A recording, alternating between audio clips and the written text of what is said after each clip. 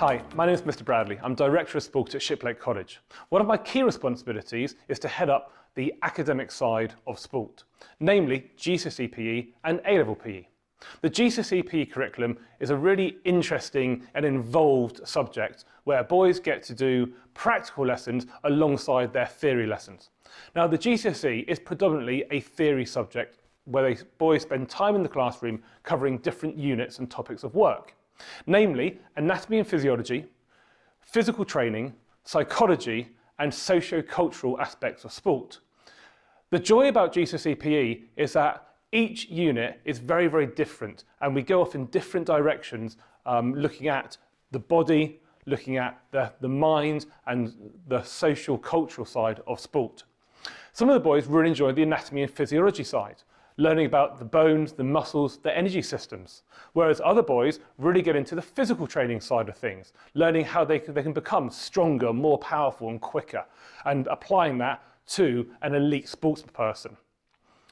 The third section is sports psychology. How can the mind impact sports performance? And some of the boys really get to grips with some of the topics within that area. Equally, we look at different groups in society. We look at why certain groups, maybe the older or the younger population, play different sports. We also look at different ethnic minorities and how they have a compulsion to play certain sports or actually avoid certain sports. And it creates great debate as to why that is and whether that's right or wrong.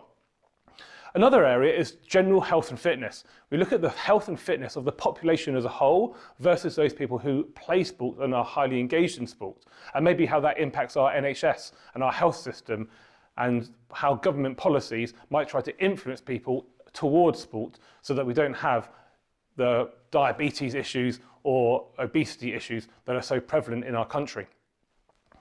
Now, why do you take GCSE sport? I think the first reason to take any GCSE option is because you have a passion for sport.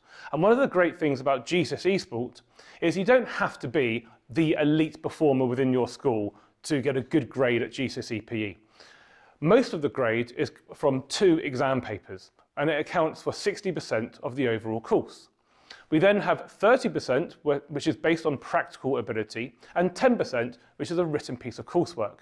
So we tend to find, within the Shiplake setting, we have lots and lots of people who are passionate about sport. And whether they're in the A team, the B team, the C team, if they're involved in sport and they have an enjoyment of it, they are very, very well suited.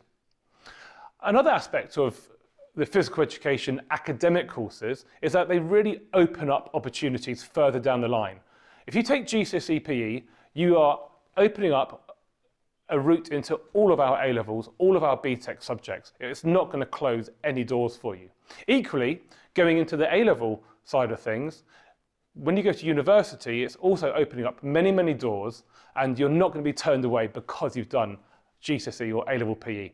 Those different units I've mentioned, the anatomy and physiology, the sports psychology, opens up many, many avenues.